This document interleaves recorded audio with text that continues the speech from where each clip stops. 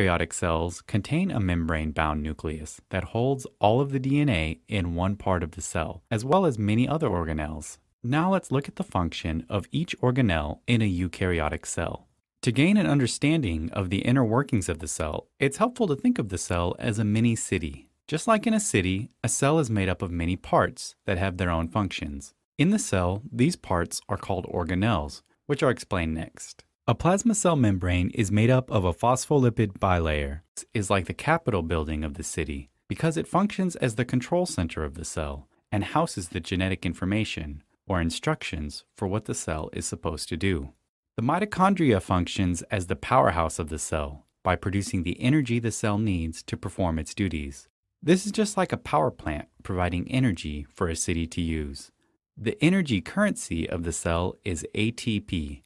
The ribosomes act as factories which translate the genetic information, or DNA, from the nucleus into usable protein molecules. Proteins do the work in the cell. The Golgi functions as the post office in the cell and packages and modifies the proteins. The endoplasmic reticulum is the highway of the cell. It forms an interconnected network of tubules and vesicles and functions to transport proteins throughout the cell. So those protein-containing vesicles would be like the trucks on the highways of our city. Many of the protein-producing ribosomes are located on the endoplasmic reticulum. The lysosome is the trash man of the cell because it digests excess or worn-out organelles and proteins by breaking them down and removing them.